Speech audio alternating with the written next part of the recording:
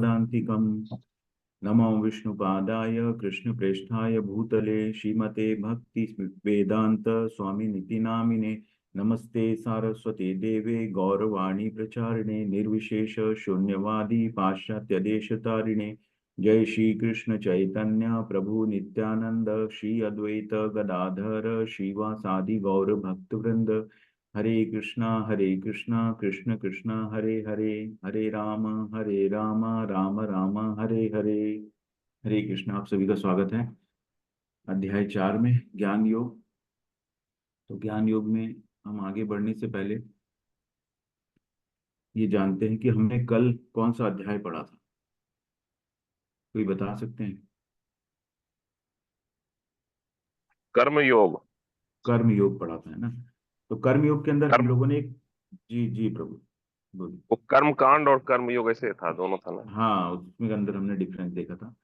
तो कर्म योग और कर्म कांड देखा था, और कर्म कांड से हम कर्म योग की तरफ कैसे बढ़ सकते हैं ना। कर्म कांड मतलब हम देवी देवताओं के लिए कुछ सकाम जो फल चाहते हैं, कुछ हित के लिए या लाभ के लिए हम कोई पूजा पाठ करते हैं देवता देवी देवताओं को प्रसन्न करके, और वो हम लाभ अर्जित करते हैं, तो उसको हम कर्म कांड बोलते हैं।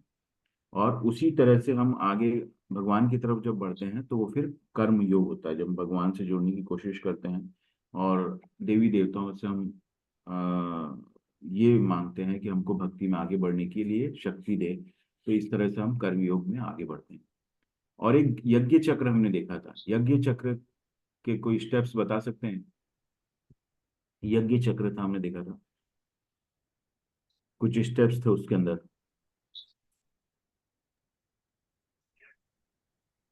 यज्ञ चक्र पर ब्रह्म था, फिर उसके बाद यज्ञ था, फिर शायद खेती था।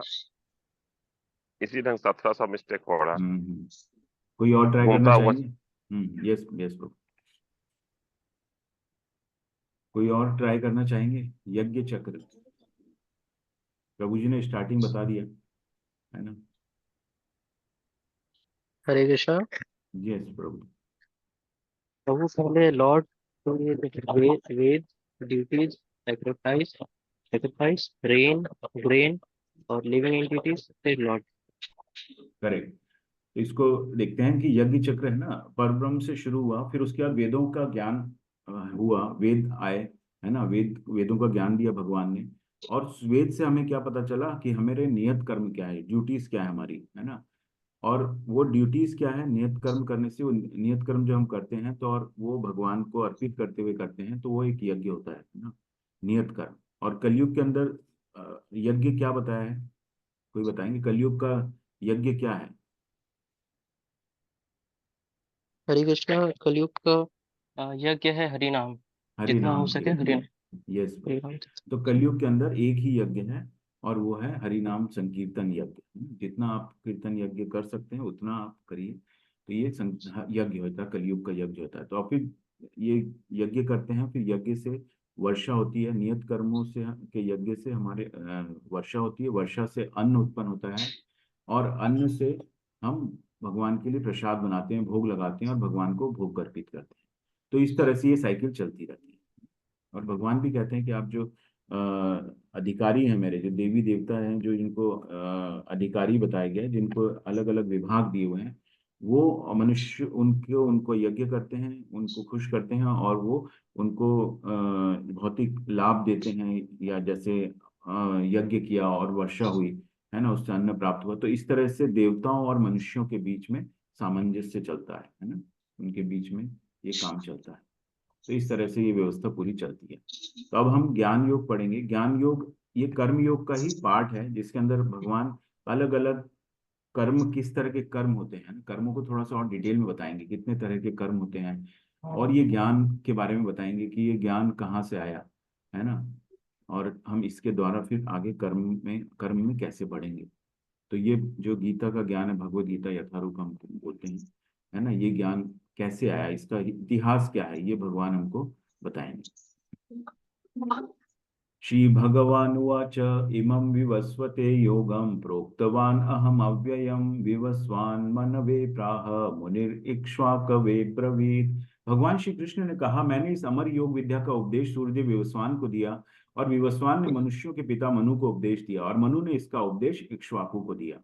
ठीक है, तो अब भगवान कह रहे हैं कि ये जो भगवत गीता अर्जुन को, हमको तो पता है कि ये कोई हमसे पूछेगा कि भगवत गीता कब हुआ, तो हम लोग को तो यही मालूम है कि अर्जुन को भगवान ने महाभारत में भगवत गीता बताई, है ना। तो जिससे ही पूछोगे वो बोलेंगे महाभारत से शुरू हुआ ये।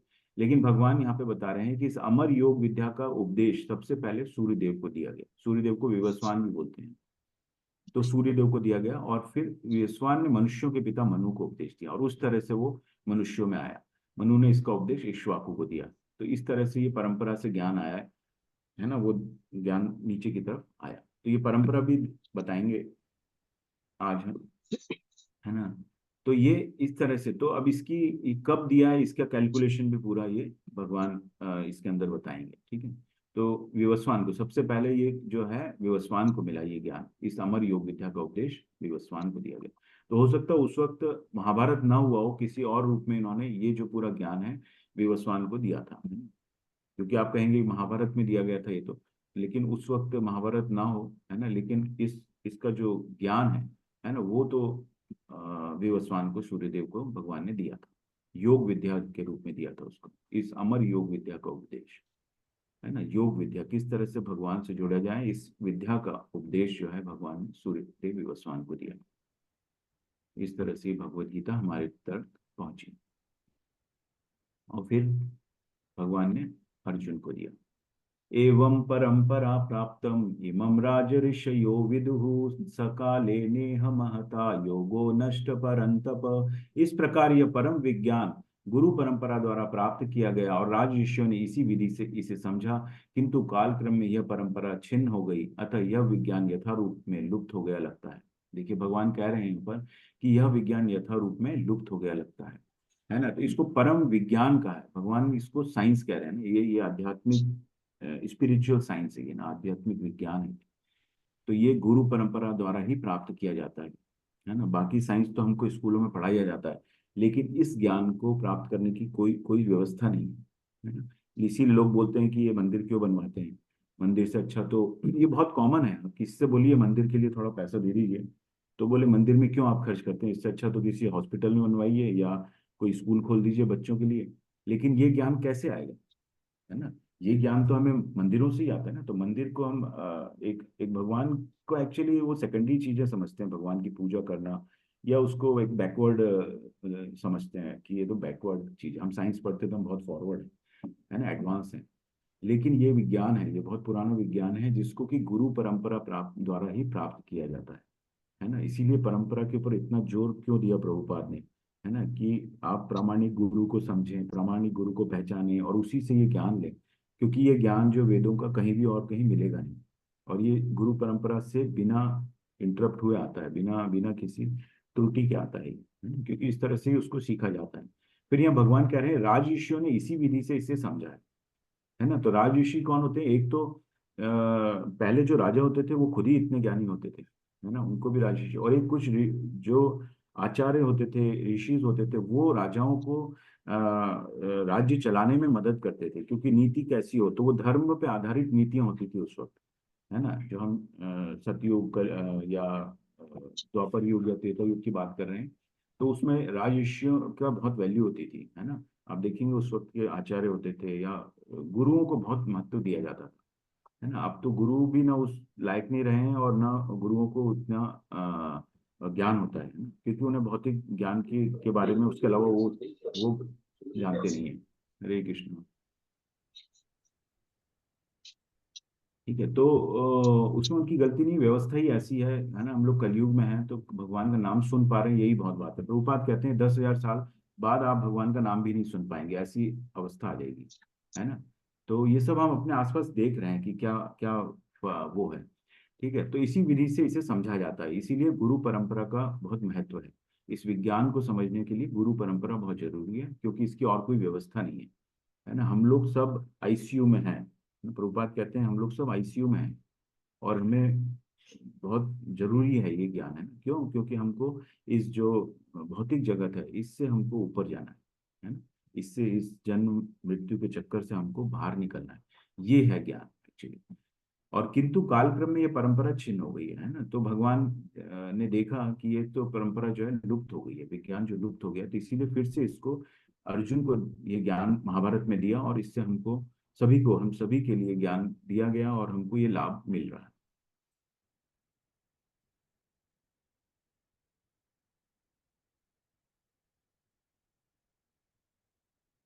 तो इसी तरह ये परंपरा की तरह आया।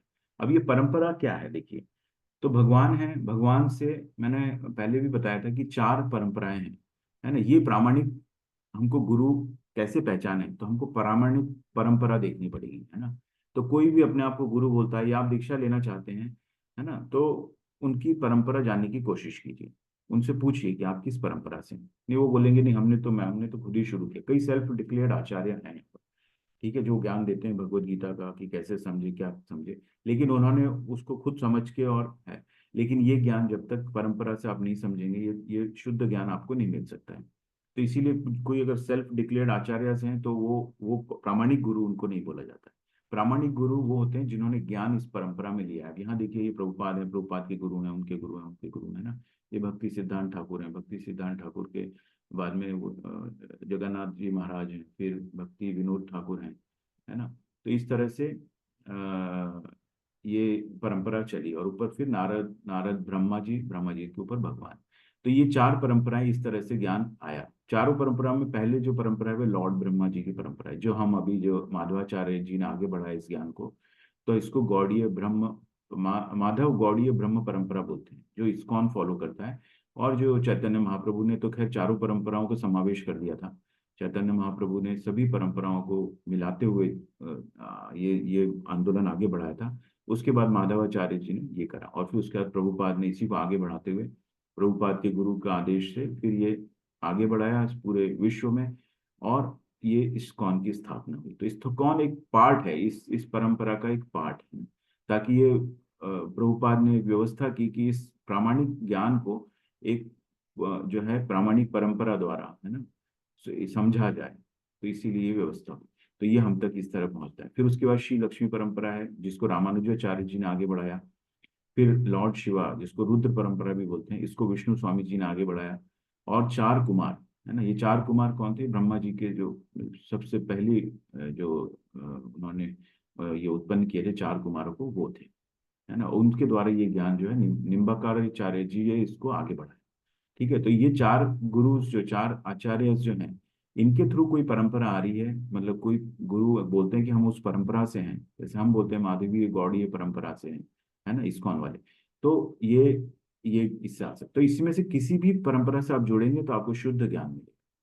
जो भगवान कहना चाह रहे हैं वो ज्ञान प्रॉपरली आपको मिलेगा। इसीलिए परंपरा पे बहुत ज्यादा महत्व दिया है। प्रभुपाद भी बार बार बोलते हैं कि आप प्रामाणिक गुरु से लीजिए, प्रामाणिक गुरु से लीजिए ज्ञान। तो ये क्या है, क्योंकि क्योंकि जो ऊपर से कहना चाह रहे हैं ना, कोई मान लीजिए आपका नेटवर्क केबल है, या आप सिंपली आप का जो डेटा केबल है उसको देख लीजिए, कि डेटा केबल अगर बीच में से कुछ क्रैक होगा या सही नहीं होगा, तो वो जो डेटा है वो आप तक पूरा नहीं पहुंचेगा, ठीक है।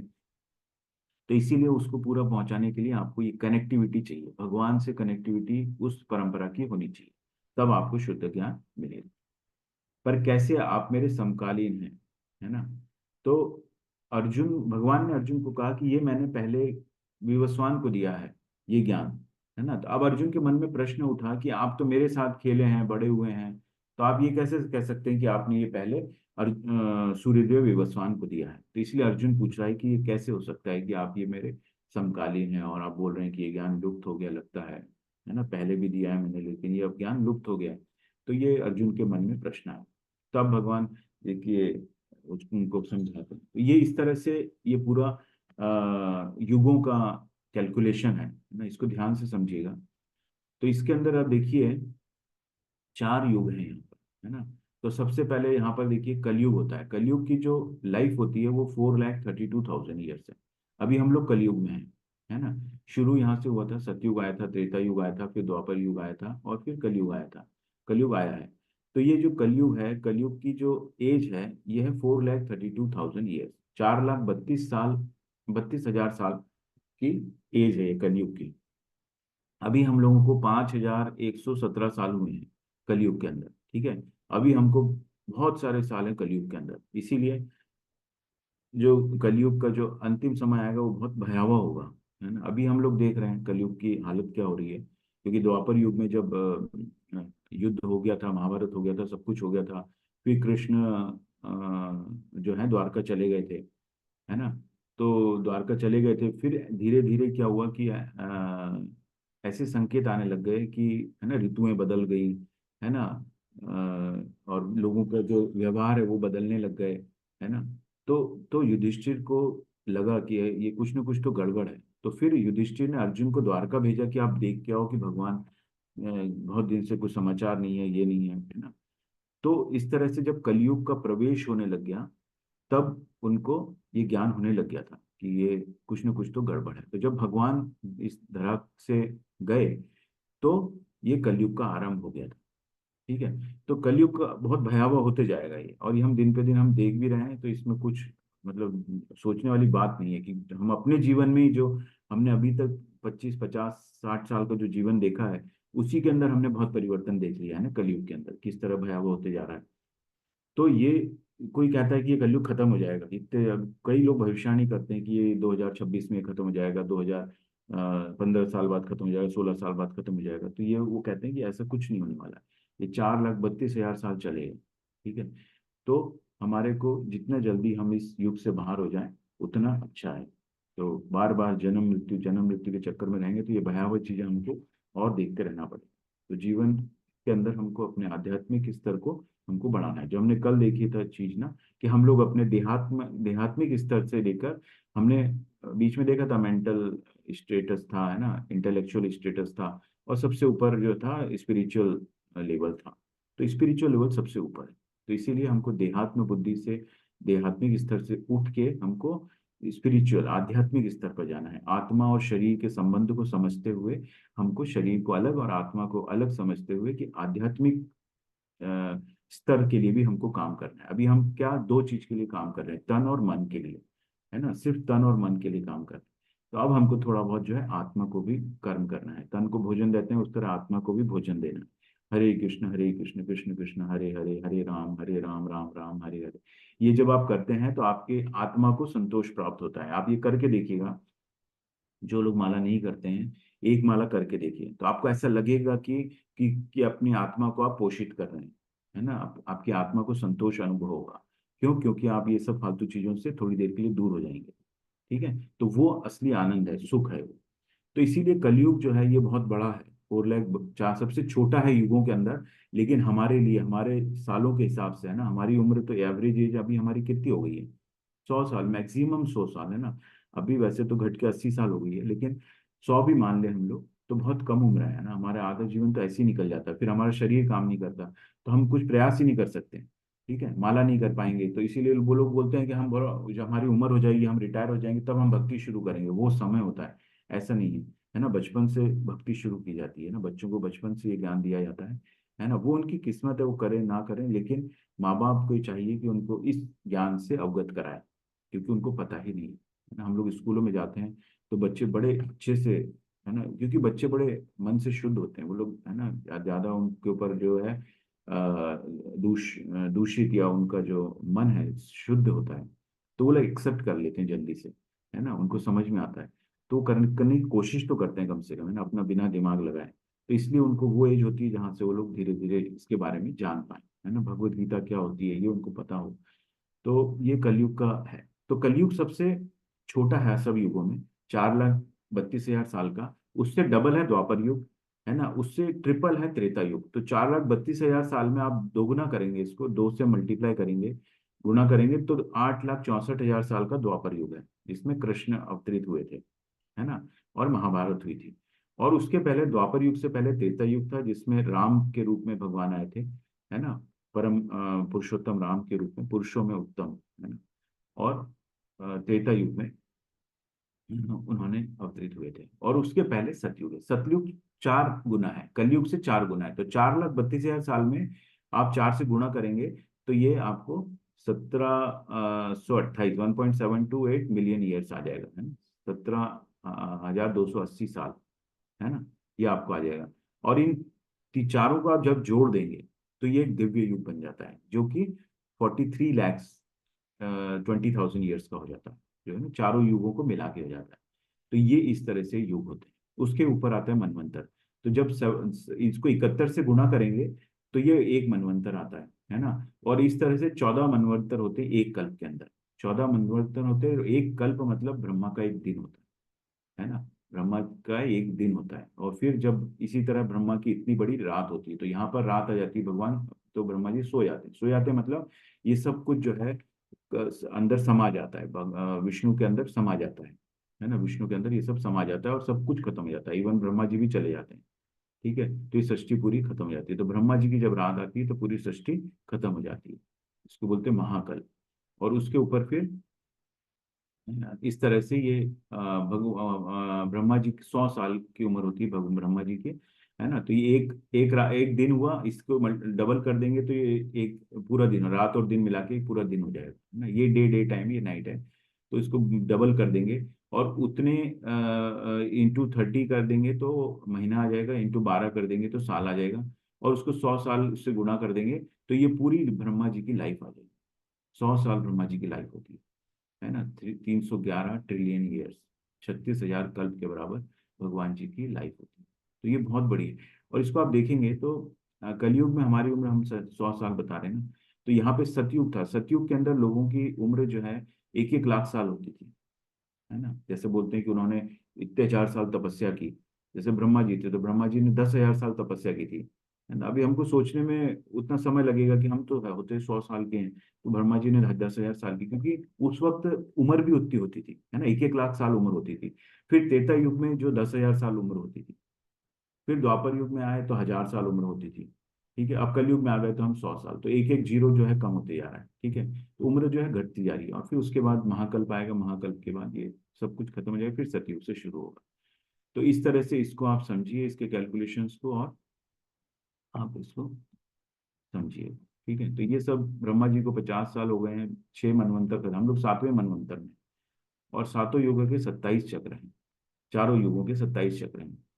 सतयुग, त्रेता युग और द्वापर युग, ये तीन सब मिला के जो है 9 × 4,32,000। 4,09 कहाँ से आया, 9 कहाँ से आया, क्योंकि एक एक हो गया कलयुग, उसके बाद दो हो गए आपके द्वापर युग, तो 3 हो गया। फिर उसके बाद तीन गुना उसका वो है आपका त्रेता युग, और उसके बाद 4 गुना आपका सतयुग है। तो ये सब जोड़ेंगे तो 9 9 × 4,32,000 आ जाएगा। तो इस तरह से अभी कलयुग में जो समय है 5,117 साल बीता है अभी। और ब्रह्मा का जीवन जो है, इससे हमने देखा था कि ट्रिलियन ईयर्स में है, 155 ट्रिलियन ईयर्स। ठीक है, तो ये ब्रह्मा का जीवन है। तो एक एक जस्ट आइडिया के लिए कि हम लोग कहाँ पर स्थित हैं अभी, है ना? तो इस तरह से ये कैलकुलेशन। तो यह स्वीकार करते हुए कि मनु के जन्म से पहले गीता का ज्ञान भगवान ने उनको शिष्य सूर्यदेव विवस्वान को दिया था। तो गीता को 1200 लाख साल पहले विवस्वान को दिया गया। ठीक है, तो ये विवस्वान को सतयुग में दिया होगा तो आप जोड़ लेंगे तो कलयुग, द्वापर युग, त्रेता युग, इसको जोड़ लेंगे तो आपको ये आ जाएगा विवस्वान को कब दिया था। ये 120 मिलियन ईयर्स, 1200 लाख साल पहले। और गीता धरती पर आई। त्रेता युग की शुरुआत में भगवान ने इस विज्ञान को विवस्वान को दिया। विवस्वान ने मनु तक पहुंचाया। मनु मानव जाति के पिता होने के नाते इसे अपने पुत्र महाराज इक्ष्वाकु को दिया, जो इस पृथ्वी ग्रह के राजा थे और रघुवंश के पूर्वज थे, जिसमें भगवान रामचंद्र प्रकट हुए थे। इसलिए भगवत गीता मानव समाज में इक्ष्वाकु के समय से अस्तित्व में है। ठीक है, तो गीता पृथ्वी पर जो है 20 लाख साल पहले आई। ब्रह्मा का दिन, ब्रह्मा का 1 घंटा, ब्रह्मा का 1 मिनट, ब्रह्मा का 1 सेकंड जो है 1 लाख साल के बराबर। 1 लाख साल के बराबर है ब्रह्मा का 1 सेकंड। ये परंपरा हमने देखी थी। तो परंपरा में आप नीचे देखेंगे, यहाँ पर नीचे से आप देखिए तो यहाँ पर स्वामी प्रभुपाद हैं। प्रभुपाद के गुरु जो है शील भक्ति सिद्धांत सरस्वती हैं। उनके बाद गौर किशोर दास जी महाराज हैं।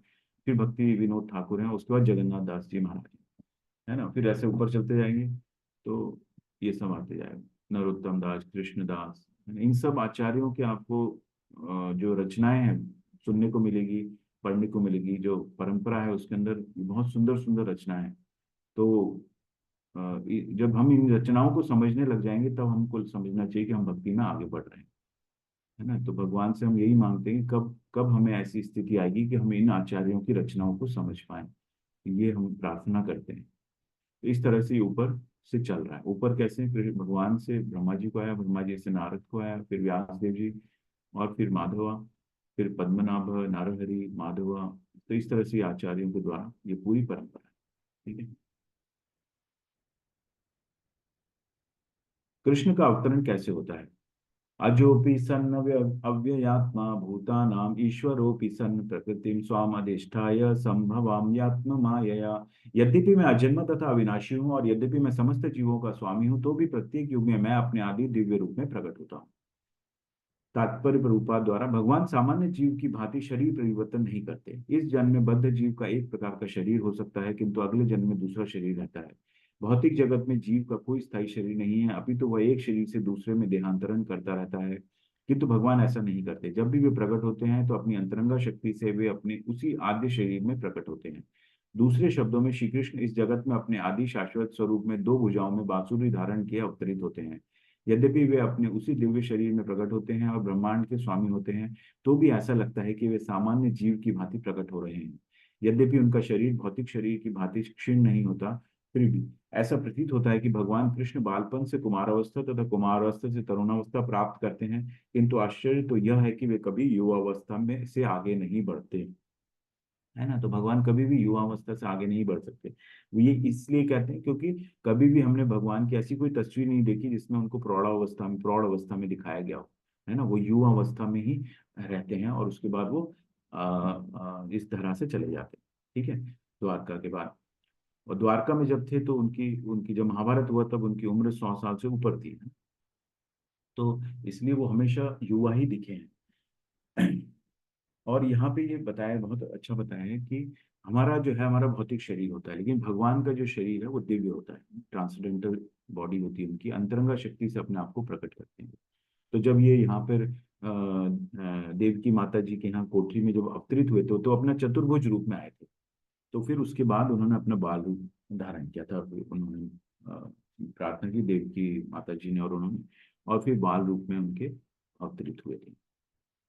ठीक है। तो इस तरह से जो भगवान है वो शाश्वत है, और उनका असली रूप जो है वो दो भुजाओं का जो बांसुरी, जिस रूप में वो भगवत धाम में रहते हैं, वो उनका शाश्वत रूप है, जो दो भुजाओं में बांसुरी धारण किया अवतरित होते हैं। कृष्ण का अवतरण कब होता है? यदा यदा ही धर्मस्य ग्लानिर्भवति भारत अभ्युत्थानम अधर्मस्य तदात्मानं सृजाम्यहम्। हे भरतवंशी, जब भी और जहां भी धर्म का पतन होता है और अधर्म की प्रधानता होने लगती है, तब तब मैं अवतार लेता हूँ, है ना। तो भगवान जब धर्म का पतन होने लगता है और अधर्मता होती है ना, तो यहाँ पे जैसे दिखाया गया है कि जो कंस है, कंस अपनी बहन को, जब उसको पता चला कि मेरे बहन की कोख से जन्म लेंगे, है ना, तो वो अपनी बहन को भी नहीं छोड़ा। उन्होंने बहुत जो है उनके साथ अधर्म व्यवहार किया, उनको मारने की कोशिश की, है ना, फिर कोठरी में डाल दिया। तो, है ना, और उस समय बहुत अधर्म कंस का भी फैल गया था। तो भगवान इस तरह, है ना, अवतरित होते हैं।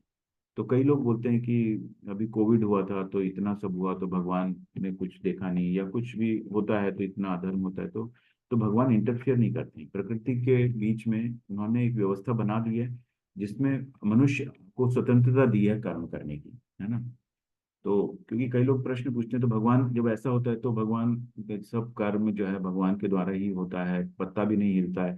तो भगवान ने क्या है, मनुष्य जीवन को एक स्वतंत्रता दी है, एक जीव को स्वतंत्रता दी है कि वो अपने हिसाब से, उसको, कि उसको बुद्धि भी दी है, मन भी दिया है, सब कुछ दिया है ना। तो अपने एक स्वतंत्रता दी है कि वो अपने हिसाब से काम कर सके। लेकिन उन्होंने ये व्यवस्था भी बनाई है कि आप जैसे कर्म करोगे उस हिसाब से आपको फल मिलेगा। फल के आप अधिकारी नहीं हो, फल मैं दूंगा, है ना। तो इतनी बुद्धि उसको दे दी है कि आप समझ सको कि क्या सही है कि क्या गलत है। उसी को बुद्धिमान बोलते हैं ना। इंटेलिजेंस में है जो डिस्क्रिमिनेट करे, सही और गलत में डिस्क्रिमिनेट करता है, वो इंटेलिजेंस है। तो इस तरह से वो भगवान जब अधर्म का पतन होने लगता है, अधर्म की प्रधानता होने लगती है, तब मैं अवतार लेता हूँ। कृष्ण का अवतरण क्यों होता है ना, वो कब होता है बताया था, अब क्यों होता है? परित्राणाय साधूनां विनाशाय च दुष्कृतां धर्म संस्थापनार्थाय संभवामि युगे युगे। भक्तों का उद्धार करने, दुष्टों का विनाश करने तथा धर्म की फिर से स्थापना के लिए मैं हर युग में प्रकट होता हूँ, है ना। भक्तों का उद्धार करने के लिए ना, भक्तों की रक्षा के लिए होते हैं। जैसे प्रहलाद महाराज थे, तो प्रहलाद महाराज ने के लिए अवतरित हुए थे भगवान, और दुष्टों का विनाश करने के लिए और फिर धर्म की फिर से स्थापना करने के लिए। तो इसीलिए अर्जुन को ये सब क्यों बता रहे हैं, क्योंकि ये जो है युद्ध हो रहा है ना, युद्ध कोई अच्छी चीज नहीं बोली जाती है ना, लेकिन युद्ध, क्योंकि ये ऐसी स्थिति आ गई कि युद्ध करना पड़ेगा। क्यों? क्योंकि धर्म की फिर से स्थापना करने के लिए। क्योंकि धृतराष्ट्र और दुर्योधन जो थे, वो बिल्कुल समझ से उनके परे था कि वो क्या हो रहा है ना। तो उन्होंने अपनी सब सीमाएं लांघ दी थी, है ना। द्रौपदी को जिस तरह से उन्होंने चीरहरण करने का कोशिश की, तो ये सब जो है अधर्मता की सीमा जो है, भगवान ने द्रौपदी की रक्षा की थी, लेकिन ये अधर्म बढ़ते जा रहे थे, तो इसीलिए उन्होंने प्रकट हुए।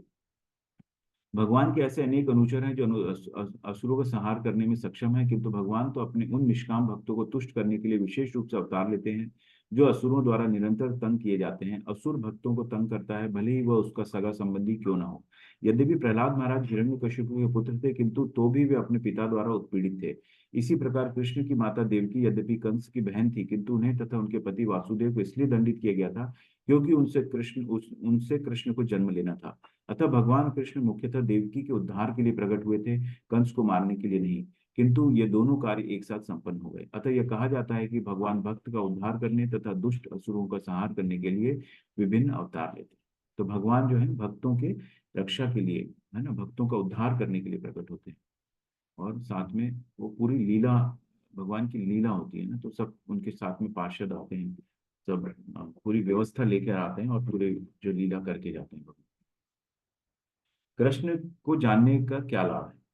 जन्म कर्म च मे दिव्यम एवं यो वेत्ति तत्वतः त्यक्त्वा देहम पुनर्जन्म नैति नैति मामेति सोर्जुन। हे अर्जुन, जो मेरे आविर्भाव तथा कर्मों की दिव्य प्रकृति को जानता है, वही शरीर को छोड़ने पर इस भौतिक संसार में पुनः जन्म नहीं लेता, अपितु मेरे सनातन धाम को प्राप्त होता है। ये कृष्ण को जानने का लाभ है ना। भगवान स्वयं कह रहे हैं कि जो मुझे जानता है वो मेरे धाम को प्राप्त होता है ना। जब हम भगवान को समझने लगते हैं, तो भगवान को समझ गए, ठीक है, आप बोलेंगे हम समझ गए, कृष्ण भगवान है और उनको अगरबत्ती लगाने लग जाएंगे, है ना। लेकिन उस हिसाब से हमको कर्म करना पड़ेगा।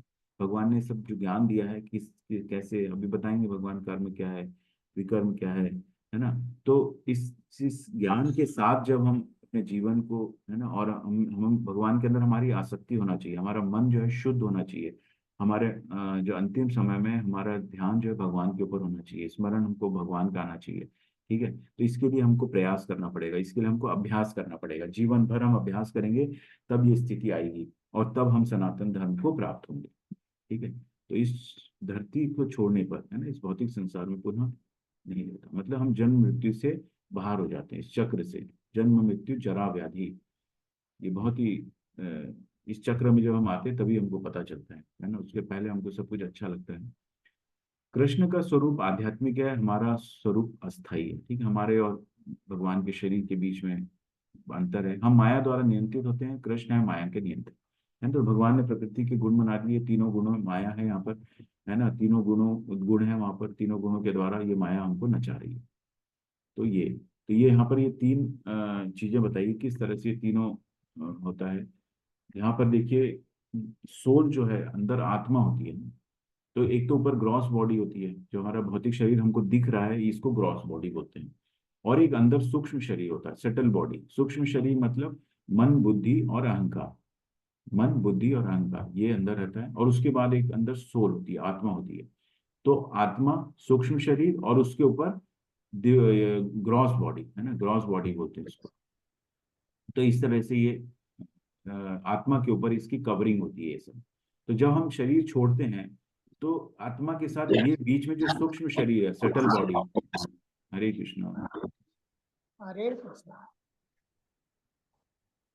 तो ये जो हम जब शरीर छोड़ते हैं, ये ग्रॉस बॉडी को जब हम छोड़ते हैं, तो हमारे ये शरीर तो हमारा यहीं रह जाता है ना। हम छोड़ते हैं मतलब हम जब आत्मा छोड़ती है ना, हम आत्मा है, तो हम जब ये शरीर छोड़ते हैं तो हमारे साथ ये सटल बॉडी जाती है। ये सटल बॉडी के अंदर मन, बुद्धि और अहंकार, मतलब जिसको बोलते हैं हमारी सीडी जो होती है ना, हमारे कर्मों का जो लेखा जोखा जिसको बोलते हैं ना, ये लेखा जोखा साथ जाता है। तो लेखा जोखा किस रूप में जाता है? ये मन, बुद्धि और अहंकार के रूप में जाता है। और इस मन, बुद्धि और अहंकार और जो अंतिम समय में हमारा जो भी स्मरण होगा, उसके हिसाब से हमको अगला जीवन मिलता है ना। तो ये इस आत्मा को अगला जीवन हमारे मन, बुद्धि और अहंकार की इस जो पोटली है, इस पोटली के आधार पर मिलता है। तो भगवान जो है, भगवान का आध्यात्मिक रूप है और हमारा अस्थाई है ना, क्योंकि शरीर ये हमारा बदलते रहते हैं तो अस्थाई है। और कृष्ण जो है माया के नियंत्रक है, हम लोग जो है माया के नियंत्रण में, ये समझ लेना। ये यथा मां प्रपद्यन्ते तांस्तथैव भजाम्यहम् मम वर्त्मानुवर्तन्ते मनुष्या पार्थ सर्वशः। जिस भाव से सारे लोग मेरी शरण ग्रहण करते हैं, उसी के अनुरूप मैं उन्हें फल देता हूँ। हे पार्थ, प्रत्येक व्यक्ति सभी प्रकार से मेरे पथ का अनुगमन करता है। तात्पर्य प्रभुपाद की जाए। कोई एक भक्त कृष्ण को परम स्वामी के रूप में चाह सकता है, दूसरा अपने सखा के रूप में, तीसरा अपने पुत्र के रूप में, चौथा अपने प्रेमी के रूप में। कृष्ण सभी भक्तों को समान रूप से उनके प्रेम की प्रगाढ़ता के अनुसार फल देते हैं, है ना। तो ये बहुत ही, आप देखेंगे कई भक्त जो होते हैं उनके लड्डू गोपाल रूप को पसंद करते हैं, कई उनको अपने पति के रूप में पसंद करते हैं, कई सखा के रूप में पसंद करते हैं। तो भगवान किसी भी रूप में आप उनसे भक्ति कर सकते हैं, उनकी प्रेम की प्रगाढ़ता के अनुसार वो फल देते हैं। तो भगवान से किसी भी रूप में प्रेम हो जाता है, ये भाव अपने आप ही आता है। जिस भाव से, जो भी भाव से आता है, भगवान कहते हैं मैं उसके अनुरूप उनको फल देता हूं। तो अलग अलग भगवान के जो है, अलग अलग रूप में भगवान से लोग प्रेम की प्रगाढ़ता दिखाते हैं। इस संसार में मनुष्य सकाम कर्मों में सिद्धि चाहते हैं, फलस्वरूप वे देवताओं की पूजा करते हैं। निस्संदेह इस संसार में मनुष्यों को सकाम फल का, कर्म का फल शीघ्र प्राप्त होता है ना। तात्पर्य प्रभुपाद की जाए। इस जगत के देवताओं के विषय में भ्रांत धारणा है कि विद्वता का दंभ करने वाले अल्पज्ञ मनुष्य इन देवताओं को परमेश्वर के विभिन्न रूप मान बैठते हैं। वस्तुतः ये देवता ईश्वर के विभिन्न रूप नहीं होते, किंतु वे ईश्वर के विभिन्न अंश होते हैं। ईश्वर तो एक है, किंतु अंश अनेक है। ईश्वर एक है, ईश्वर परम कृष्ण गोविंदम आदि पुरुषम तम हम भजामी। ठीक है, तो ये जीव अलग अलग। ब्रह्मा जी पहले जीव थे, ब्रह्मा विष्णु महेश, है ना। लोग बोलते हैं सृष्टि इन्हीं से रची थी, यही भगवान है। लेकिन ऐसा नहीं है। ये विष्णु, भगवान ने अपने आप को विष्णु के रूप में अवतरित किया और फिर विष्णु की नाभि से जो है ब्रह्मा जी उत्पन्न हुए। सबके अपने अपने कार्य हैं, है ना। तो देवी देवताओं का जो है ना, जिस जगत में देवताओं के विषय में भ्रांत धारणा है ना, भ्रांत धारणा है, और लोग जो है देवताओं की पूजा करते हैं, लेकिन वो अपने सकाम कर्म के फल के लिए करते हैं ना, उनको कुछ रिजल्ट चाहिए उससे, है ना, उनसे अपने हित के लिए कुछ चाहते हैं कि हमको ये कुछ भी, थोड़ा सा भी हमको समस्या ही, हम ये पूजा कर लेंगे, कर्म कांड जिसको बोलते हैं, कि हम ये पूजा कर लेते, ये ग्रह शांति कर लीजिए, है ना, ये हवन कर लीजिए, वो हवन कर लीजिए, है ना, ये देवी माता का ये यज्ञ कर लीजिए, ये बलि दे दीजिए। तो इस तरह की बहुत सारे हम देवी देवताओं को खुश करने की कोशिश करते हैं, लेकिन सत्य यह है कि वो भगवान के अंश रूप हैं।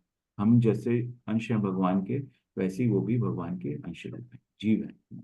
शिव जी जो है वो शिव तत्व है, वो अलग है ना। विष्णु तत्व अलग है। ब्रह्मा जी जीव रूप है, और ब्रह्मा जी से पूरी सृष्टि नीचे बची जाती है।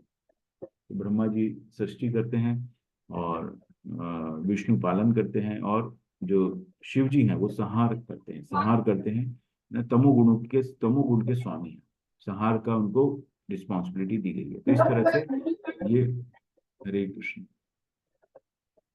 अपने आप को म्यूट रखिए, अगर आपको कुछ बोलना नहीं है तो म्यूट रखिए, डिस्टरबेंस होता है इससे क्लास को।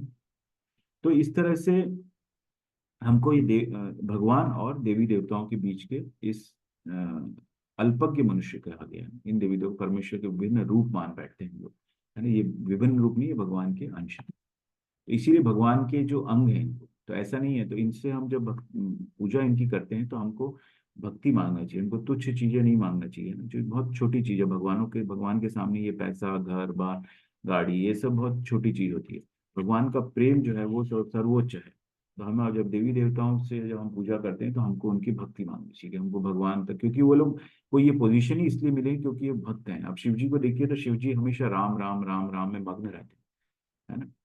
तो पूरी तरह ध्यान करते हैं। और शिव जी ने बहुत अच्छे से जो पार्वती जी को भगवान की स्तुति बताई है ना, भागवतम के अंदर बहुत बड़ा वर्णन आता है। तो इसीलिए ब्रह्मा जी ने भी पूरी ब्रह्म संहिता लिख दी है ना, जिसमें वो हर बार बोलते हैं गोविंदम आदि पुरुषम तम हम भजामि। तो इस तरह से शास्त्रों के अंदर पूरा उल्लेख है कि भगवान कौन है, देवता कौन है, तो इसको समझना जरूरी है। चातुर्वर्ण्यं मया सृष्टं गुणकर्म विभागशः तस्य कर्तारम् अपि मां विद्य कर्तारम् अव्ययम्। प्रकृति के तीनों गुणों और उनसे संबंध कर्म के अनुसार मेरे द्वारा समाज के 4 विभाग रचे गए। यदि भी मैं इस व्यवस्था का सृष्टा हूँ, किंतु यह तुम जान लो कि मैं इतने पर भी अव्यय करता हूँ। तो भगवान ये कहते हैं मैंने ये रचा है सब कुछ। मानव समाज के भगवान ने वेदों के द्वारा ये ज्ञान प्राप्त हुआ है। ठीक है, भगवान ने वेदों के अंदर सब ये ज्ञान दिया है। तीनों गुण हैं, उनके संबंध कर्म के अनुसार भगवान ने 4 विभाग रचे हैं। 4 विभाग कौन से हैं, है ना? सबसे पहले तो आपके ब्राह्मण हैं, ब्राह्मण, फिर क्षत्रिय, फिर वैश्य और फिर शूद्र। तो उनके गुणों के हिसाब से ये मिला है ना। तो जो ब्राह्मण थे वो ज्ञान अर्जित करते थे, है ना। उनका सोर्स ऑफ इनकम नहीं होता था, वो भिक्षा के उस पे जीवित रहते थे। उनको भिक्षा मिल जाती थी तो खाते थे, है ना। उसके ऊपर उनका जीवन है, बट वो ज्ञान अर्जित करते थे और ज्ञान से वो राजाओं को भी हेल्प करते थे, जिससे वो राज ऋषि बने, है ना। और वो समाज का उद्धार करें, समाज में धर्म की स्थापना करें, समाज में आध्यात्मिक ज्ञान के विकास के बारे में लोगों को बताएं। ये जो है एडमिनिस्ट्रेशन का काम होता है। उस वक्त जो बात करें, जो धर्म के हिसाब से, वेदों के हिसाब से एडमिनिस्ट्रेशन का काम है कि उनका आध्यात्मिक विकास कैसे हो, वो होता है ना। लेकिन अभी आप कलयुग में देखेंगे कि बिल्कुल उल्टा हो रहा है, किस तरह से हम जो इकोनॉमिक रेस में हम आगे बढ़ रहे हैं। तो एडमिनिस्ट्रेशन यही देखता है कि यहाँ पे एयरपोर्ट आ जाए, यहाँ पे ये हॉस्पिटल आ जाए, यहाँ पे ये बिल्डिंग आ जाए, यहाँ पे ये रोड बन जाए, लेकिन आध्यात्मिक विकास के बारे में बात ही नहीं हो रही है ना? अभी हम लोगों ने एक कंपटीशन कराया था बच्चों के लिए स्कूल में, है ना, चैंपियंस लीग लोकल स्कूल्स में। तो उसके अंदर स्कूल में जाते थे हम लोग, तो लोग स्कूल के जो एडमिनिस्ट्रेशन है वो बड़ा उस दृष्टि से देखते थे कि अरे ये तो ऑब्जेक्ट करेंगे, ये तो रिलीजियस है। फिर हम उनको बताते कि मैम ये रिलीजियस नहीं है ना, ये सबको जरूरी है, ये ज्ञान, भगवत गीता का ज्ञान बच्चों को बहुत जरूरी है। तो ये हम बताते हैं, तो मुश्किल से 500 बच्चे हमारा, हमने यहाँ पे जो स्कूल्स थे सब स्कूलों में किया, लेकिन 500 बच्चों ने उसको रजिस्टर किया। क्यों? क्योंकि उनके माँ बाप जो है समझते थे इसको कि जरूरी है बच्चों को करना। तो इस तरह से, लेकिन फिर हम जो शिक्षा विभाग में गए, तो शिक्षा विभाग के अधिकारियों ने हमको एक लेटर दिया, है ना। उनको स्कूलों को लेटर लिखा कि आप ये इसकी व्यवस्था कीजिए। बट शिक्षा विभाग के लिखने के बावजूद भी कई स्कूलों से एक भी पार्टिसिपेशन नहीं। और उन्होंने मतलब उसको इसको एक पॉलिटिकल दृष्टि से देखा कि एक पॉलिटिकल मूव है। तो ये तो स्थिति हम लोगों की है ना। तो भगवान ने ये 4 विभाग जो रचे मानव समाज की, चारों का यही उद्देश्य था कि ज्ञान, ब्राह्मण जो होता है वो ज्ञान देता है, तो अपने गुणों और उसके हिसाब से उसको शरीर मिला, है ना। तो गुण के हिसाब से है। अभी आप कोई शूद्र को बोलेंगे तो उसको इतनी जल्दी समझ में नहीं आता है ना, है ना। किसी लेबर क्लास को हम बोले, क्योंकि शूद्र जो है वो उसका काम है सेवा करना, है ना। ये ब्राह्मणों, क्षत्रियों, वैश्यों के को एक सहायक के रूप में कार्य करना, वो बलपूर्वक कार्य कर सकता है, लेकिन वो इस ज्ञान को बांटने में समर्थ नहीं होता, क्योंकि उसके जो गुणों के हिसाब से उसको वो शरीर और वो कर्म मिले हैं, है ना। तो ब्राह्मण हो गया, ब्राह्मण का क्षत्रिय होता है, क्षत्रिय जो होता है वो रक्षा करता है, जो है समाज की रक्षा के लिए होता है क्षत्रिय। ठीक है, उसके बाद वैश्य जो होता है वो व्यापार करता है और गौओं की रक्षा करता है, गायों की रक्षा करना वैश्यों का काम है। और समाज के अंदर व्यापार करके जो धन अर्जित करते हैं वो सब फिर वो दान पुण्य होता है, उससे व्यवस्था चलती है। ठीक है, और शुद्ध जो होते हैं वो मेहनत का जो काम होता है वो करते हैं। तो इस तरह से ये भगवान ने 4 विभाग रचे गए थे। और इसी के अंदर रहते हुए लोग अपने अपने स्तर को उठा सकते हैं ना। शूद्र भी ज्ञान अर्जित करके अपने आप को, अपने आध्यात्मिक स्तर को उठा सकता है। ठीक है, तो ये व्यवस्था भगवान कहते हैं। लेकिन भगवान कहते हैं कि इस व्यवस्था का मैं बनाई है मैंने, लेकिन मैं इसके अंदर इसका पार्ट नहीं हूँ। ठीक है, भगवान को ये गुण और ये सबसे ऊपर है भगवान। न मां कर्माणि लिम्पन्ति न मे कर्मफले स्पृहा इति मां यो भी जानाति कर्मभिर्न स बध्यते। मुझ पर किसी कर्म का प्रभाव नहीं पड़ता, न ही मैं कर्मफल की कामना करता हूँ। जो मेरे संबंध में इस सत्य को जानता है वह कभी भी कर्मों के पाश में नहीं बनता। तो भगवान जो है के ऊपर कर्म, भगवान के ऊपर कर्म का प्रभाव नहीं पड़ता है। भगवान जो है कर्मफल की न कामना करते हैं, क्योंकि भगवान तो सबसे सब उद्गमों के कारण है, कारण स्वरूप है भगवान खुद ही, है ना। तो उनसे हमें एक्सपेक्ट जो है हम लोग को नहीं सोचना चाहिए कि उनको किसी कर्म का उनको प्रभाव पड़ेगा। तो हमको उनको आध्यात्मिक तरीके से देखना होता है, उनके कर्मों को, उनकी लीलाओं को आध्यात्मिक तरीके से देखना होता है। हम भौतिक दृष्टि से देखेंगे तो हमको समझ में नहीं आएगा, है ना। जो मेरे संबंध में इस सत्य को जानता है वह कभी भी कर्मों के पाश में नहीं बनता। क्यों नहीं बनता? जब भगवान को समझ जाता है तो उसको पता है कि ये भौतिक कार्य व्यर्थ हैं सबके, इसीलिए वो उनके पाश में नहीं बनता। क्योंकि भौतिक कार्य हम करेंगे तो हमको कुछ ना कुछ होगा, पुण्य होगा या पाप होगा, है ना। और तो उसके कर्म से हम बन जाएंगे और फिर इस चक्र में चलता रहेगा। प्राचीन काल में समस्त मुक्त आत्माओं मेरी दिव्य प्रकृति को जानकर ही कर्म किए, चाहिए कि उनके पद चिन्हों का अनुसरण करते हुए अपने कर्तव्यों का पालन करें। हमें चाहिए कि उनके पद चिन्हों का अनुसरण करते हुए अपने कर्तव्य का पालन करें। तो प्राचीन काल में जो सभी मुक्त आत्मा, जो कि जिन्होंने आत्म साक्षात्कार किया है या जिन्हें मुक्ति मिली है ना। हम लोग तो मुक्ति कैसे चाहते हैं कि हमारा जो पुत्र है वो पिंडदान करेगा और हमें मुक्ति मिल जाएगी या मोक्ष मिल जाएगा। तो इतना आसान नहीं है मुक्त होना, ठीक है। हमने कर्मों को हम इस तरह करेंगे कि हम भगवान की अगर भक्ति में लगाएंगे तभी हमें मुक्ति संभव है। तो हमें अपनी मुक्ति के लिए खुद ही करना पड़ेगा, क्योंकि आने वाले जो है आने वाली जनरेशन में आप ये एक्सपेक्ट नहीं कर सकते कि वो आपके लिए पिंड दान करेंगे या मोक्ष की आपको प्राप्ति होगी, है ना। तो ऐसी स्थिति भी आ सकती है। तो इसीलिए तात्पर्य प्रभुपाद द्वारा मनुष्यों की दो श्रेणियां हैं, कुछ के मनों में दूषित विचार भरे रहते हैं, कुछ भौतिक दृष्टि से स्वतंत्र होते हैं। कृष्ण भावनामृत इन दोनों श्रेणियों के व्यक्तियों के लिए समान रूप से लाभप्रद है। जिनके मनों में दूषित विचार भरे, उन्हें चाहिए कि भक्ति के अनुष्ठानों का पालन करते हुए क्रमिक शुद्धिकरण के लिए कृष्ण भावनामृत को ग्रहण करे। जिनके मन पहले ही ऐसी अशुद्धियों से स्वच्छ हो चुके हैं, उसे उसी कृष्ण भावनामृत में अग्रसर होते रहें, जिससे अन्य लोग उनके आदर्श कार्यों का अनुसरण कर सकें और लाभ उठा सकें। तो कृष्ण भावनामृत जो है हम लोग कॉन्शियसनेस है कि हम अपनी चेतना को शुद्ध करें। अपनी चेतना में हमेशा जब हम भगवान के से रिलेटेड कुछ काम करते हैं या भगवान की खुशी के लिए काम करते हैं तो हमारी चेतना शुद्ध होती है ना। इसीलिए बोलते हैं कि जब करो। प्रभुपाद ने 16 राउंड क्यों बोला है? क्योंकि 16 राउंड करते करते 2.5 घंटा, हमको 3 घंटा हम लोग भगवान के ध्यान में रहते हैं ना। तो हमारी चेतना शुद्ध होती है। चेतो दर्पण मार्जनम, है ना। उसको घिस घिस के मन को शुद्ध करते हैं, चेतना को शुद्ध करते हैं, है ना। तो ये इससे क्रमिक शुद्धिकरण होता है। क्रमिक शुद्धिकरण धीरे धीरे करिए, है ना, एकदम से जादू नहीं होगा, है ना, लेकिन इसका अनुभव आपको होगा, ठीक है। तो इस क्रमिक शुद्धिकरण के अंदर आप अपने आप को रखिए, भक्ति के अनुष्ठानों का पालन करते हुए, है ना। भक्ति को समझिए भाई, कर्म कांड और भक्ति में भक्ति जो है उपासना कांड का पार्ट है, और कर्म कांड जो है वो देवी देवताओं को पूजा करना है, वो सब उसमें आता है। हवन करो आप, गृह शांति करो, वो सब आपका कर्म कांड में आता है। और भक्ति जो है उपासना कांड में, हम उपासना करते हैं भगवान की और उसका पालन करते हैं। कर्मणो यपि बोद्धव्यम बोद्धव्यम च विकर्मणः अकर्मणश्च बोद्धव्यम गहना कर्मणो गति। कर्म की बारीकियों को समझना अत्यंत कठिन है, अतः मनुष्य को चाहिए कि वह यह ठीक से जाने कि कर्म क्या है, विकर्म क्या है और अकर्म क्या है ना। अब भगवान जो है बता रहे हैं कि कर्म की बारीकियों को समझना बहुत कठिन है ना। हमको लगता है कि ये भक्त जो है इतनी भक्ति कर रहा है, फिर इसको इतना दुख क्यों है? आपने देखा होगा भक्त के जीवन में बहुत दुख आते हैं, है ना, बहुत ही दुख आते हैं। लेकिन वो स्थिति जब जब आध्यात्मिक स्तर में इतना ऊपर उठ जाता है तो उसको भौतिक दुखों से कोई फर्क नहीं पड़ता है। भक्त को जब शुद्ध भक्त के में स्थिति में आता है तो उसको आसपास की जो भौतिक चीजें हैं उससे फर्क नहीं पड़ता है। तो कर्म की बारीकियों को समझना बहुत कठिन है। तो जिस तरह से आप देखेंगे कि आपको लगता है कि एकदम से ये कैसे हो गया इसके साथ, है ना, या मैं मेरे साथ ऐसे कैसे हो गया ये, है ना।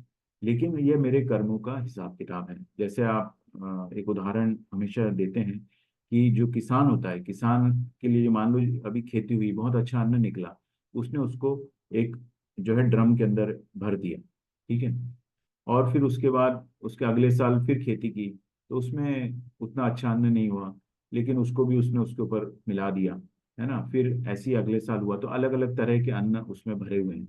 लेकिन जब वो अन्न निकालता है तो जब वो नीचे से निकालेगा, ड्रम के नीचे से मान लीजिए निकाला उसने, तो सबसे पहले अच्छा अन्न निकलेगा, है ना। तो इसी तरह जो कर्म है, अपने कर्म धीरे धीरे जैसे जैसे वो पकते हैं, प्रारब्ध बोलते हैं इनको। प्रारब्ध मतलब जो पूर्व जन्म के कर्मों का होता है। कुछ कर्म जो होते हैं वो इसी जन्म में फलित हो जाते हैं, कुछ कर्मों का प्रारब्ध हमको पुराने जन्म के से मिलता है। तो हमको ये नहीं मालूम कि ये जो दुख मिल रहा है हमको किस जन्म के कर्मों का मिल रहा है ना। तो और अभी के कर्म जो अभी हम कर रहे हैं, ये ऐसा नहीं है, ये अननोटिस्ड है, जो है ना, ये कोई देख नहीं रहा। ये कर्म जो है करे जाओ, कोई देख नहीं रहा है ना। लेकिन ये हमारे रिकॉर्ड में चलते जा रहा है, ये भरते जा रहे हैं, है ना। ये कब प्रतिफलित होंगे, इसका फल हमको कब मिलेगा, है ना। तो इसीलिए कर्म की बारियों को वो समझना, भगवान कह रहे हैं, बहुत ही कठिन है। आप नहीं कह सकते, है ना। अतः मनुष्य को चाहिए कि वह ठीक से जाने। तो अब हम जब हम कर्म करें तो हम समझ गए हैं, ठीक है। भगवान बता रहे हैं कर्म क्या है, विकर्म क्या है और कर्म क्या है, ठीक है। अपने कर्म फलों को की सारी आसक्ति को त्याग कर सदैव संतुष्ट तथा स्वतंत्र रहकर वह सभी प्रकार के कार्यों में व्यस्त कर भी कोई सकाम कर्म नहीं करता। तो जब हम भक्ति में होते हैं तो हम फल से आसक्ति हम हटा देते हैं। भगवान कहते हैं फल से आसक्त मत हो, ना, क्योंकि फल के अधिकारी तुम नहीं हो, फल का अधिकारी मैं हूं, तुम कर्म करो। तो जब हम उसकी आसक्ति को त्याग कर सदैव संतुष्ट रहते हैं, तो भक्त हम कुछ भी काम करें, कोई भी काम करें, उसके अंदर वो सकाम कर्म नहीं कर रहा है, क्योंकि वो उससे आसक्ति नहीं है उसको, है ना। वो उसके लिए सिर्फ कर्म है ना। उससे वो फल मिले, ठीक है, उसको पैसा मिल जाएगा तो ठीक है, नहीं मिलेगा तो ठीक है, ठीक है। और वो कर्म करेगा, लेकिन साथ में उससे, क्योंकि उसको आसक्ति नहीं है, और फिर भगवान के लिए कर्म करता है। तो ये इसको बोलते हैं जो है, आप सकाम कर्म से आप अटैच नहीं, व्यस्त है कि कोई सकाम कर्म नहीं कर रहे हैं। लग रहा है कर्म कर रहे हैं, लेकिन जब उस आसक्ति को त्याग देते हैं हम, तो ये हमारे लिए सकाम कर्म नहीं होता। सकाम कर्म मतलब जिससे हमको लाभ की आशा नहीं होती, है ना। तो ये जो है, ये सकाम कर्म है। तीन तरह के कर्म भगवान बता रहे हैं यहाँ पर। एक होता है विकर्म, कर्म, विकर्म और अकर्म, है ना। तो ये अकर्म है। अकर्म जब हम भगवान की खुशी के लिए हम काम करते हैं, सिर्फ भगवान की खुशी के लिए काम करते हैं, हमें उसमें ना हमें कोई भौतिक लाभ चाहिए, ना कुछ चाहिए, ना हमें कोई आशा है, ना कोई आसक्ति है, ठीक है। वो सिर्फ भगवान के लिए है ना, कि हमने सब कुछ त्याग दिया है और हम भगवान के लिए काम करें। और एक काम है कि हम, ठीक है, अपने जीवन यापन के लिए काम कर रहे हैं, बट उससे आसक्ति नहीं है, ठीक है। तो ये हमको वो होता है। और जब हमको उससे रिटर्न चाहिए तो हमको सकाम कर्म हो जाता है। जब हम उससे लाभ की आशा चाहते हैं तो वो रिटर्न हो जाता है ना। रिटर्न मतलब उसके उसके एवज में हमको कुछ चाहते हैं, वो हित चाहते हैं या उससे लाभ चाहते हैं, तो ये सकाम कर्म हो जाता है। लेकिन यहाँ पर हम सकाम कर्म से जब आसक्ति हटा सकते हैं अपनी, उससे कोई लाभ की आशा ना करते हुए, ठीक है। और ये अकर्म है, मतलब भगवान की खुशी के लिए। जैसे प्रभुपाद को यहाँ दिखाया गया, प्रभुपाद ने अपने पूरा जीवन जो है भगवान की सेवा में लगा दिया, ठीक है। 70 साल की उम्र में तक उन्होंने सब किया, उसके बाद इतनी मेहनत करी, और उसके बाद इस्कॉन को स्टैब्लिश किया, और उस उनके रहते रहते 10 साल के अंदर करीब 100 मंदिरों की स्थापना हो गई थी पूरे विश्व में, है ना। आज आप किसी भी कंट्री में चले जाएंगे, आपको हरे कृष्णा टेम्पल मिल जाएगा, और हरे कृष्णा बोलने वाले लोग मिल जाएंगे। तो इस तरह से ये अकर्म होता है, भगवान की खुशी के लिए कर्म किया, ठीक है। तो जो व्यक्ति कृष्ण भावनामृत में पूर्णतः लीन रहता है, उससे अपने आध्यात्मिक कर्मों के योगदान के कारण अवश्य भगवत धाम की प्राप्ति होती है, क्योंकि उसमें हवन आध्यात्मिक होता है और हवि भी आध्यात्मिक होती है। हवन आध्यात्मिक होता है मतलब हम जो अपने नियत कर्म की जो आहुतियां दे रहे हैं, यज्ञ, नियत कर्म से यज्ञ कर रहे हैं, तो वो सब आध्यात्मिक होता है, स्पिरिचुअल होता है। तो ये इनमें कुछ विशुद्ध ब्रह्मचारी श्रवणादि क्रियाओं तथा इंद्रियों को मन के नियंत्रण रूपी अग्नि में स्वाहा कर देते हैं, तो दूसरे लोग नियमित ग्रस्त इंद्रिय विषयों को इंद्रिय की अग्नि में स्वाहा कर देते हैं, है ना।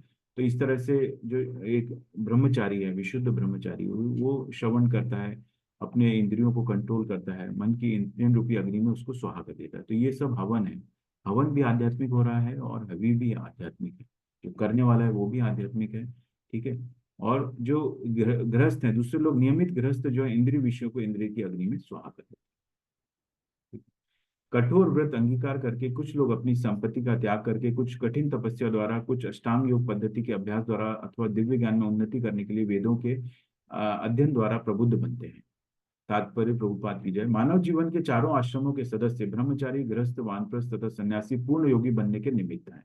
मानव जीवन पशुओं की भांति इंद्रिय तृप्ति के लिए नहीं बना है, अतएव मानव जीवन के चारों आश्रम इस प्रकार व्यवस्थित हैं कि मनुष्य आध्यात्मिक जीवन में पूर्णता प्राप्त कर सके। ब्रह्मचारी या शिष्यगण प्रामाणिक गुरु की देखरेख में इंद्रिय तृप्ति से दूर रहकर मन को वश में करते हैं। वे कृष्ण भावनामृत से संबंधित शब्दों को ही सुनते हैं। श्रवण ज्ञान का मूलाधार है, अतः शुद्ध ब्रह्मचारी सदैव भगवान के यश के कीर्तन तथा श्रवण में ही लाभ रहता है। तो यहाँ पर श्रवण को बहुत इंपॉर्टेंट बताया गया है। श्रवण से सब कुछ शुरू होता है ना। हम सुनते हैं, फिर है ना हम लोग कीर्तन करते हैं। श्रवण और कीर्तन जब करते हैं तो फिर हमें स्मरण रहता है उसका। जब हम ये अभ्यास करते हैं, श्रवण करेंगे फिर उसको दोहराएंगे, कीर्तन करेंगे, तो ये एक, और उससे हमको स्मरण रहेगा। ठीक है। और हमारा जो उद्देश्य यही है कि हमको अंत समय तक भगवान जो है इसमें हमारे स्मरण में रहे। ठीक है। तो ये सब अलग अलग तरीके से बताया गया है ना? किस तरह से ये तपस्या की थी। हिरण्यकशिपु ने तपस्या की थी बहुत, उसके शरीर पूरा सड़ गया था, लेकिन उसने मांगा कि अपने हम भगवान की भक्ति मांग लेते तो शायद उसका जीवन सफल हो जाता। ध्रुव महाराज हैं, ध्रुव महाराज जो थे उन्हें अपने पिताजी से बड़ा साम्राज्य चाहिए था, है ना, शुरू में। लेकिन जब भगवान उनके सामने आए, उन्होंने ये तपस्या की, नारद मुनि ने उनको गाइड किया, नारद जी उनके गुरु बने, और उसके बाद उन्होंने ये तपस्या करके भगवान उनके सामने आए तो सब कुछ भूल गए कि मुझे क्या चाहिए था। उन्हें भगवान अपने अपने पिताजी से भी बड़ा साम्राज्य चाहिए था, है ना। तो उनको भगवान ने फिर दर्शन दिए तो बोले मुझे कुछ नहीं चाहिए। वो भूल ही गए उनको क्या चाहिए। फिर भी भगवान ने उनको साम्राज्य दिया। साम्राज्य के बाद उनको ध्रुव लोक मिल गया, पूरा लोक दिया। ठीक है। तो इस तरह से जो भगवान से श्रवण और कीर्तन ये बहुत इंपॉर्टेंट है। श्रवण कीजिए, यहाँ भी श्रवण कर सकते हैं, भगवान के बारे में सुन सकते हैं, सुनिए, और कीर्तन कीजिए। तो इससे ही आपका उद्धार हो जाएगा, क्योंकि स्मरण आता है, उसके बाद स्मरण आता है। 9 विधियां बताई, 9 विधियां। तो पहली जो 3 ये बहुत इंपॉर्टेंट, उसका स्मरण आ गया तो जीवन भर आपका स्मरण रहता है आपको, क्योंकि आप श्रवण और कीर्तन में लगे हुए हैं। हे कुरुश्रेष्ठ, जब यज्ञ के बिना मनुष्य इस लोक में या इस जीवन में ही सुखपूर्वक नहीं रह सकता तो फिर अगले जन्म में कैसे रहेगा, है ना। तो जब हम इसी लोक में खुश नहीं हम, है ना, हमारे जीवन कुछ न कुछ ऊपर नीचे चलता रहता है, तो सुखपूर्वक हम पूरी तरह कोई सुखी है ऐसा कभी नहीं कह सकते हैं। अगले जन्म में वो कैसे रहेगा, अगला जन्म उसका और बुरा भी हो सकता है, उसके कर्मों के हिसाब से उसका अगला हो सकता है योनि बदल जाए, है ना। तो उसको ये मौका भी नहीं मिलेगा। हे परम तप, द्रव्य ज्ञान से ज्ञान यज्ञ श्रेष्ठ है। पाक अंत तो गत्ता, सारे कर्म यज्ञों का अवसान दिव्य ज्ञान होता है। सभी कर्म यज्ञ जो है उनका अवसान जो है दिव्य ज्ञान में होता है, कि जब हम भगवान को अर्पित करते हुए सब कर्म करते हैं तो वो दिव्यता में प्रतिफलित होते हैं। तत्विद्धि प्रणिपातेन परिप्रश्नेन सेवया उपदेक्षन्ति ते ज्ञानम ज्ञानिनस्तत्त्वदर्शिनः। तुम गुरु के पास जाकर सत्य को जानने का प्रयास करो, उनसे विनीत होकर जिज्ञासा करो, उनकी सेवा करो। स्वरूप सिद्ध व्यक्ति तुम्हें ज्ञान प्रदान कर सकते हैं, क्योंकि उन्होंने सत्य का दर्शन किया है ना। सत्य का दर्शन किया है, सत्य मतलब तत्व, कृष्ण तत्व जो है ना, गुरु तत्व, कृष्ण तत्व, विष्णु तत्व, शिव तत्व, तो ये सब तत्व है। तो ये ये सत्य है ना। सत्य का दर्शन किया है मतलब उन्होंने कृष्ण तत्व का दर्शन किया है। तो इसीलिए गुरु के पास जाना चाहिए और उनसे हमको विनीत होकर जिज्ञासा करनी चाहिए, पूछना चाहिए, प्रश्न पूछना चाहिए, उनकी सेवा करनी चाहिए। तो ये इसीलिए गुरु परंपरा का महत्व है, क्योंकि गुरु ने उस, है ना, स्वरूप सिद्ध व्यक्ति कौन होता है? स्वरूप सिद्ध व्यक्ति मतलब जो सभी तीनों गुणों से ऊपर उठ जाता है ना, और शुद्ध तत्व में स्थित हो जाता है, और उसे उन्होंने तत्व का दर्शन किया होता है। तो वो ज्ञान प्रदान कर सकते हैं। ठीक है ना। तो इसी तरह अगर हमको ज्ञान प्राप्त करना है तो हमें गुरु की शरण इसीलिए आवश्यक होती है, क्योंकि और कोई हमें रास्ता बता नहीं सकता है। जो जिसने जो चीज करी है वही बता सकता है। इसीलिए गुरु जो स्वरूप सिद्ध व्यक्ति होता है उसने उस तत्व का दर्शन किया होता है। यदि तुम्हें समस्त पापियों में भी सर्वाधिक पापी समझा जाए तो भी तुम दिव्य ज्ञान रूपी नाव में स्थित होकर सुख दुख सागर को पार करने में समर्थ होगे। ठीक है। तो अगर हम भक्ति मार्ग पर चलते हैं तो हमारे सभी कर्मों के फल जो है यहाँ पे इसी जन्म में हमारे जो है, इसीलिए आप भक्ति करते रहिए, क्योंकि आपको पता नहीं है कितने पाप हमसे हो रहे हैं ना, कितने जीव हमसे मर रहे होंगे, है ना, हमसे हमारे पाँव के नीचे आके मर रहे होंगे, जिनका हमें ज्ञान भी नहीं है। तो इसीलिए भक्ति करते रहिए, ताकि उन उन कर्मों के फलों को हम निष्क्रिय करते जाएं, है ना। और पुण्य करते हैं तो वो भगवान को अर्पित कर दीजिए, है ना, कृष्ण अर्पणम। उसका लाभ लेने की कोशिश मत कीजिए, क्योंकि अगर पुण्य भी करेंगे तो पुण्य के फल को भोगने के लिए फिर जन्म लेना पड़ेगा। तो आप भला करते जाइए और उसको कृष्ण को अर्पित करते जाइए, है ना। और कृष्ण का श्रवण कीर्तन करते रहिए, ताकि आपसे कोई पाप अनजाने में हो रहा है तो वो भी निष्फल हो जाए। ठीक है। जैसे प्रज्वलित अग्नि असली ईंधन को भस्म कर देती है, उसी तरह है अर्जुन, ज्ञान रूपी अग्नि भौतिक कर्मों के समस्त फलों को जला डालती है। तो ज्ञान जब हमको हो जाता है, भगवान और हमारे संबंध को हम समझ जाते हैं, और तो इससे हमारे कर्मफल की का निष्फल हो जाते हैं। श्रद्धावान लभते ज्ञानम तत्पर संयतेन्द्रिय ज्ञानम लब्ध्वा पराम शांतिम अचिरेणाधिगच्छति।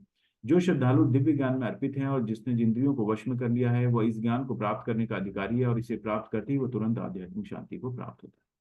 तो जो श्रद्धालु दिव्य ज्ञान में समर्पित है, इंद्रियों को वश में कर लिया है और ज्ञान को प्राप्त करने का अधिकारी है, इसे प्राप्त करते हुए तुरंत आध्यात्मिक शांति को, तो ये धीरे धीरे जो है क्रमिक विकास होता है। श्रद्धा होती है, श्रद्धालु बोला गया यहाँ पे, तो जब श्रद्धा होती है तो श्रद्धा से वो सुनता है ना। श्रद्धा से फिर वो अभी आप देखेंगे कि यहाँ पर ये कोर्स ज्वाइन, इतने सारे करोड़ों लोगों के बीच में ये इंफॉर्मेशन जाती है कि ये भगवत गीता का जो है कोर्स होने वाला है, फिर कुछ लोग इंटरेस्ट लेते हैं, है ना। और जब हमने शुरू किया था 4 दिन पहले, तो 70 लोगों ने ज्वाइन किया था, है ना। तो ये धीरे धीरे आप देखेंगे कम होते जाता है। तो ये हमारे हाथ में है कि ये कि हम क्या चाहते हैं। श्रवण श्रवण भी लोग करना नहीं चाहते, है ना। तो श्रवण करना है, कीर्तन करना है, तब हम इस तरह क्रमिक विकास हमारा होगा। नहीं तो हम वापस उसी एसोसिएशन में चले जाए। तो इसको छोड़ना नहीं, एसोसिएशन को। योग संयस्त कर्माणम ज्ञान संचिन्न संचयम आत्मवंतम न कर्माणि निमग्नन्ति धनंजय। जो व्यक्ति अपने कर्म फलों का परित्याग करते हुए भक्ति करता है और जिसके संशय दिव्य ज्ञान द्वारा विनष्ट हो चुके होते हैं, वही वास्तव में आत्मपरायण है। हे धनंजय, वह कर्मों के बंधन से नहीं बनता। ठीक है। तो कर्म फलों को परित्याग करना ही, शुरू से भगवान बोले आसक्त मत हो, है ना। कर्मण्यवाधिकारस्ते मां फलेषु कदाचन। तात्पर्य प्रभुपाद द्वारा, जो मनुष्य भगवत गीता की शिक्षा का उसी रूप में पालन करता है जिस रूप में भगवान श्री कृष्ण ने दी थी, तो वह दिव्य ज्ञान की कृपा से समस्त संशयों से मुक्त हो जाता है। पूर्णतः कृष्ण भावना भावित होने के कारण उसे श्री भगवान के अंश रूप में अपने स्वरूप का ज्ञान होने पहले ही हो जाता है। अतएव निस्संदेह वह कर्म बंधन से मुक्त हो जाता है। तो वो फिर ये उसको ये लगता है शरीर चल रहा है बस, है ना। वो शरीर को धारण किए हुए है, तो फिर वो शरीर से आत्मिक स्तर पर आ जाता है ना, आध्यात्मिक स्तर पर आ जाता है। फिर उसको फर्क नहीं पड़ता है। वो अपने जो है भगवान के अंश के रूप में अपने आप को देखने लगता है वो। और फिर अपने हृदय में परमात्मा को भी देखने लगता है। तो जो भी अर्पित कर रहा है वो परमात्मा को ध्यान में करते हुए अर्पित करता है। तो उसे फिर भौतिक चीजों से फर्क नहीं पड़ता है, उसको स्वरूप का ज्ञान पहले ही हो जाता है। इसीलिए वो कर्म बंधन से मुक्त हो जाता है। ठीक है, उसको फर्क नहीं पड़ता है। अतः तुम्हारे हृदय में अज्ञान के कारण जो संशय उठे उन्हें ज्ञान रूपी शस्त्र से काट डालो। हे भारत, तुम योग से समन्वित होकर खड़े हो और युद्ध करो, है ना। योग से समन्वित होना मतलब भगवान के से जुड़ते हुए तुम खड़े हो और युद्ध करो, है ना। भगवान को समझते हुए करो, और ये भगवान की खुशी के लिए काम कर रहे हो। युद्ध जो कर रहे हो ये भगवान की खुशी के लिए कर रहे हो, ऐसा सोचते हुए करो, है ना। इस अज्ञान को जो है अपने ज्ञान रूपी शस्त्र से काट डालो। और ज्ञान क्या है? हमको अपने अपने अस्तित्व को समझना कि मैं एक भगवान का अंश हूँ और मेरा भगवान के साथ क्या संबंध है, ये ज्ञान है। बाकी सब व्यर्थ है। स्वामी प्रभुपाद के कुछ शब्द। इस अध्याय में जिस योग पद्धति का उपदेश हुआ है वह सनातन योग कहलाता है। इस योग में 2 तरह के यज्ञ कर्म किए जाते हैं, एक तो द्रव्य का यज्ञ और दूसरा आत्म यज्ञ। तो विशुद्ध आध्यात्मिक कर्म है। यदि आत्म साक्षात्कार के लिए द्रव्य यज्ञ नहीं किया जाता तो ऐसा यज्ञ भौतिक यज्ञ बन जाता है, किंतु जब कोई आध्यात्मिक उद्देश्य या भक्ति से ऐसा यज्ञ करता है तो वह पूर्ण यज्ञ होता है। आध्यात्मिक क्रियाएं भी 2 प्रकार की होती है, आत्मबोध या अपने स्वरूप को समझना, तथा श्री भगवान विषयक सत्य। जो भगवत गीता के मार्ग का पालन करता है वह ज्ञान की इन दोनों श्रेणियों को समझ सकता है। उसके लिए भगवान के अंश स्वरूप आत्मज्ञान को प्राप्त करने में कोई कठिनाई नहीं होती। ऐसा ज्ञान लाभप्रद है क्योंकि ऐसा व्यक्ति भगवान के दिव्य कार्यकलापों को समझ सकता है। इस अध्याय के प्रारंभ में स्वयं भगवान ने अपने दिव्य कार्यकलापों का वर्णन किया है। जो व्यक्ति गीता के उपदेशों को नहीं समझता वह श्रद्धा विहीन है, और जो भगवान द्वारा उपदेश देने पर भी भगवान के सच्चिदानंद स्वरूप को नहीं समझ पाता, तो यह समझना चाहिए कि वह निपट मूर्ख है। कृष्ण भावनामृत के सिद्धांतों को स्वीकार करके अज्ञान को क्रमशः दूर किया जा सकता है। ठीक है। तो इस तरह से हमको समझना है कि कौन सा यज्ञ करें हम, है ना। आत्म साक्षात्कार के लिए अगर किया जाता है द्रव्य यज्ञ, तो अगर वो ऐसा नहीं करेंगे तो वो भौतिक यज्ञ हो जाता है। तो ये इसको समझते हुए हमको जो करना है वो देखिए, है ना। हमको ये शाब्दिक अर्थों में आप जाएंगे तो फिर आप समझते रह जाएंगे, लेकिन हमको करना क्या है। श्रद्धा, एक तो श्रद्धा मन में होनी चाहिए भगवान के लिए, ठीक है, उनको श्रद्धा करेंगे, उनके बारे में सुनेंगे और उनका कीर्तन करेंगे, जप करेंगे। बस ये हमको अभी क्रमिक विकास करना है। ठीक है, ये इसका उद्देश्य है। ओम अज्ञानतिमिरान्धस्य ज्ञानाञ्जनशलाकया चक्षुरुन्मीलितं येन तस्मै श्रीगुरुवे नमः। नमो विष्णुपादाय कृष्णपृष्ठाय भूतले श्रीमते भक्तिवेदांत स्वामिनिति नामिने। नमस्ते सारस्वती देवे गौरवाणी प्रचारिणे निर्विशेष शून्यवादी पाश्चात्य देशतारिणे। जय श्री कृष्ण चैतन्य प्रभु नित्यानंद श्री अद्वैत गदाधर श्रीवासादि गौर भक्तवृंद। हरे कृष्ण कृष्ण कृष्ण हरे हरे, हरे राम राम राम हरे हरे। हरे कृष्ण।